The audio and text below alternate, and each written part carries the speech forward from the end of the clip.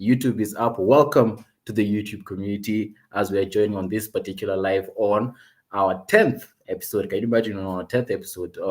Nicolas on All About Trauma. And last week, we started on corporal punishment. You just asked a very good question on that, on corporal punishment. And I just want Remind to, me. yes, absolutely. You asked a question on corporal punishment whereby we were discussing about the physical punishment of an adult to a child, where we are still on the ACE test, where we believe on question 3. For those who did the scanning, we had the QR scan. For those who joined the live, you can also pick up your QR scan and document. You can follow with us on that particular question. We're still on that physical punishment, and the question was on corporal punishment. And the setting of corporal punishment, especially how you brought up the setting of South Korea, your friend in South Korea who also experienced corporal punishment growing up, and you said up until 10 years ago, they are getting to ban it. So I also wanted to share my experience, Nicolas, too, Yeah, to this concept. So absolutely. yeah, And I think this was important in the context of the question. If you want to bring up the question, it may be easier for our audience to relate to it. absolutely. Um, but it was important in the context of this question, which focuses particularly on physical forms of abuse, if you like, even if we don't use the word abuse, but really where an adult uses their power to overpower the child in a physical way, right? And Absolutely. we are not introducing yet the theme of sexual physical touch, but just kind of hurtful touch, basically. Absolutely. Um, so and we wanted to talk about corporal punishment because what we're pointing out is that in societies where corporal punishment is still present, obviously, how are you going to interpret this question, right? Because there's going to be a lot more slapping, there is going to be a lot more pushing and grabbing. And like, I imagine probably some of your teachers, Rene, have pulled you by the ear or what? Yes, absolutely. And let me just get to share, because starting off, I shared the context that it has been starting mainly from the pre-kindergarten up until the mid-primary, which is mid-primary for us is around the pre-teen years. High school is usually the teen years. So it actually starts from the kindergarten, whereby the children and the preschool are, you start by a stick, it's hit on the wrist, when that's how the smallest form. And some of this actually even starts at home, whereby you want to take an extra sweet, you want to play more time in the play group, they're like, no, slap on your wrist. And also the pinching of the ears. So that is actually very correct. That's how it starts. And this is experience from maybe when you're beginning to express yourself, when you're beginning to talk.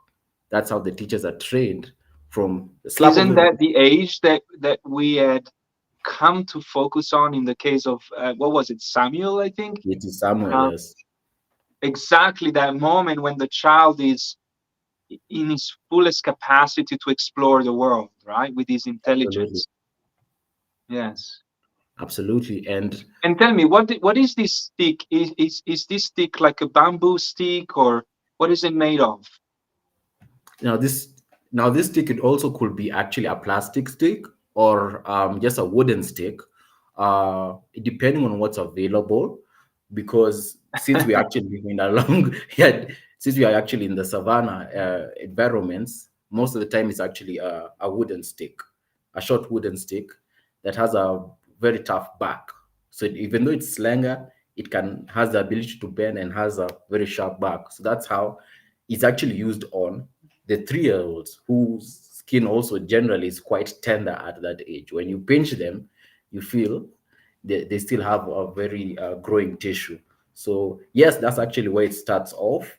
Um, from 3 uh, up until, would you say, the ages of 8, it actually could increase a bit, whereby now that's when the plastic comes in, or even the leather materials come in, where you've heard about belts, you know, the belts and now leather, where it's actually now more tougher. You could say the cowhide, which is now more, I would say, yeah, it's just generally tougher material.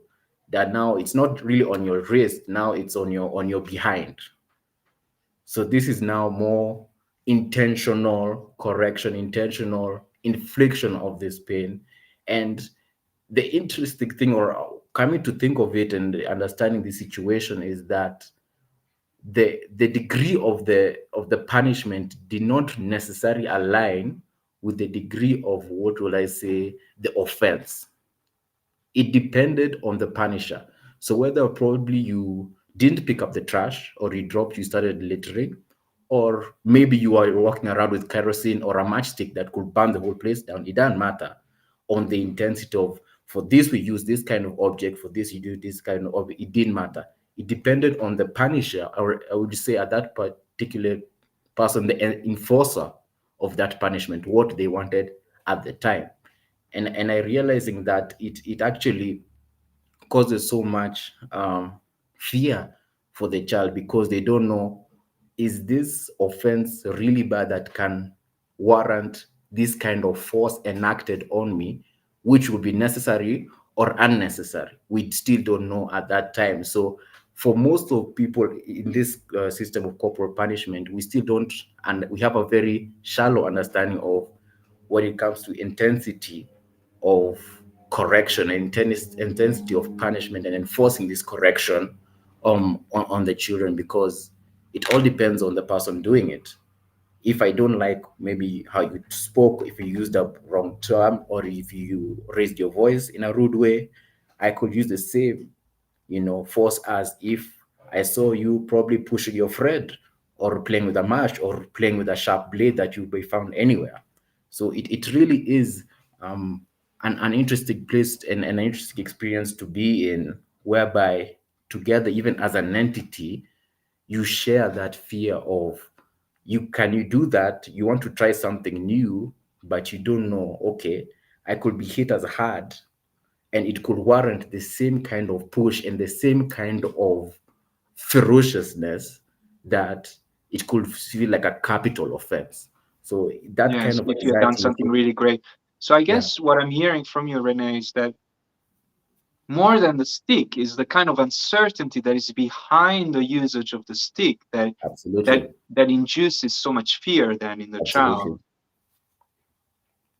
Is this yeah, randomness about the use of the stick that, it is. You don't know what will warrant it, depending on the one who wields it. You will and never would you wield it. say that, would you make that statement a broad statement across both males and females?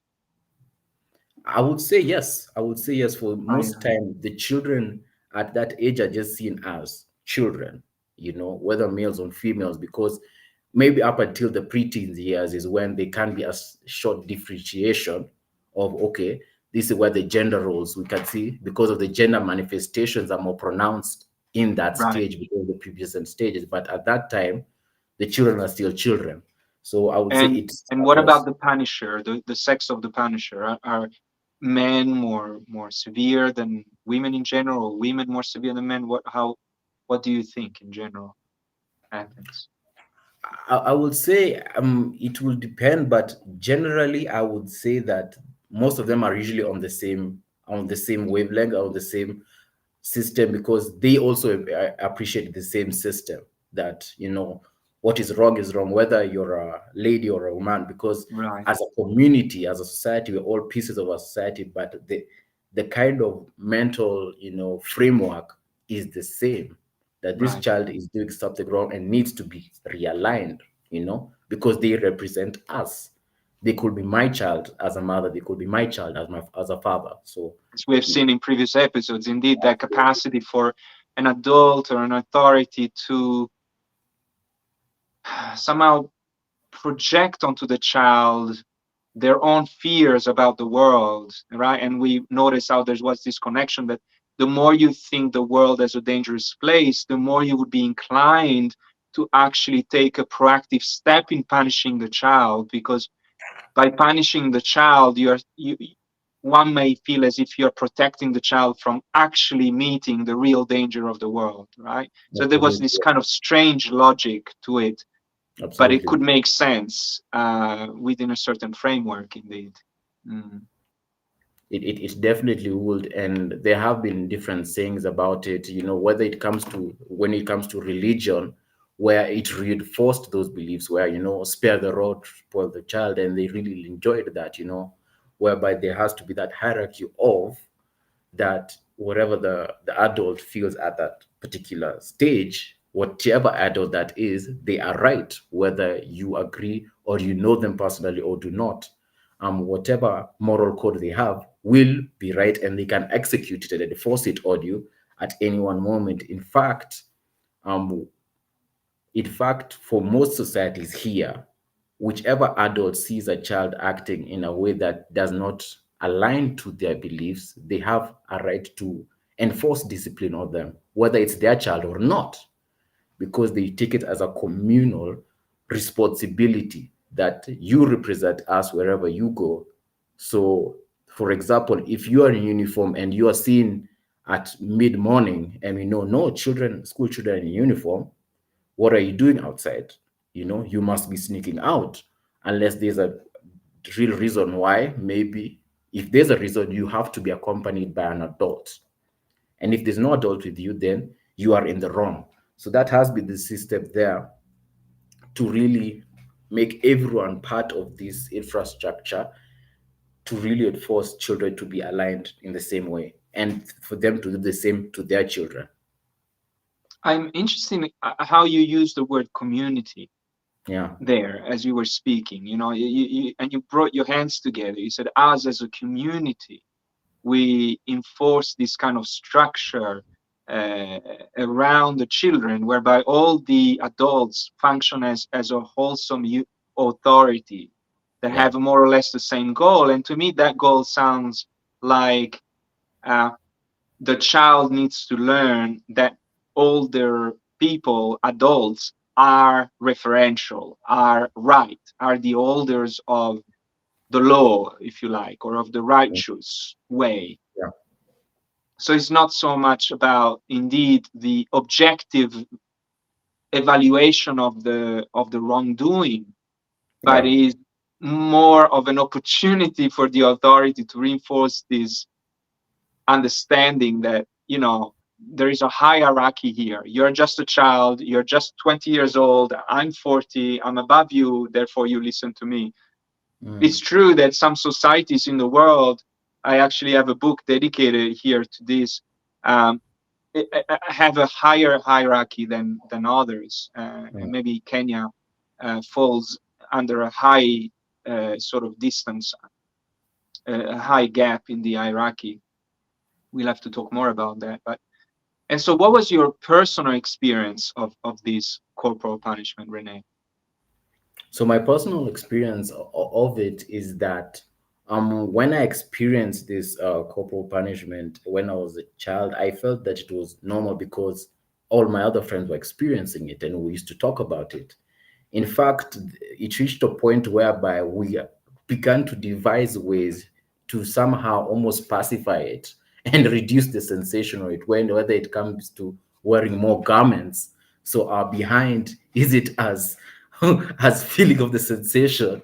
So we're walking around like it's almost like oversized diapers, walking around, and when it hits, it almost feels like an airbag. And it's just quite the hilarious situation. But experiencing it, it made me realize that there's some, maybe even some subjects particularly, because remembering back, when I think of subjects like mathematics, physics, those were two particular subjects whereby the instructors were very precise about learning and understanding the right way. And if you don't follow the right way, this punishment was severe. So I realized that up to now, I can memorize most of the multiplication table because of that kind of corporal punishment, but because it was a painstaking process, not because of my own effort, but because of the enforcement that had to deal with it when it comes to issues like mathematics, physics, and even how I approach or I even perceive courses like engineering, I feel like that's a very painstaking course because I don't see how anyone would enjoy that course, because I feel everyone who went through that course have that kind of mentality of, if you don't go through pain to understand these concepts, you will never understand them. And Which at that's some how, level you could say that's true, because mathematics is it's not such an intuitive language, isn't it? yeah, Like, it's not. so you could say there is a certain pain involved.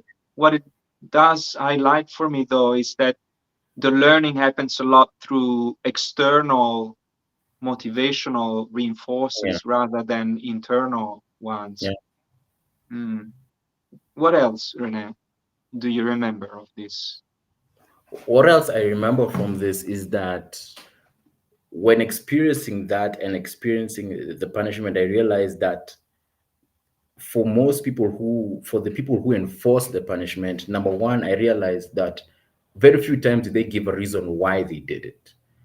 Very few reasons. It was mainly left for the student to understand, why you deserve this.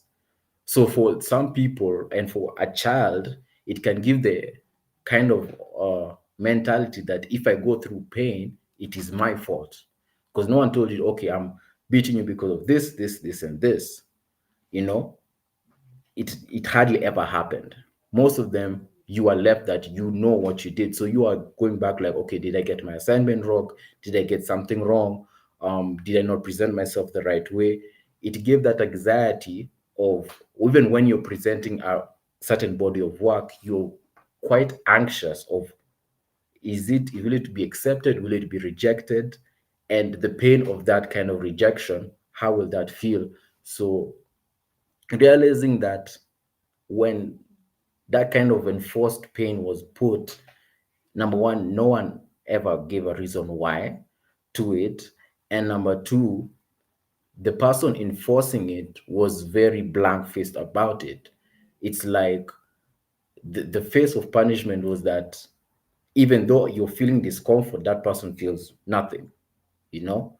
So it was Quite like, honestly, I mean, these are some of the most fertile grounds for an adult to become abusive towards a child, because mm, there is no reason, and therefore it's all just an emotional outburst.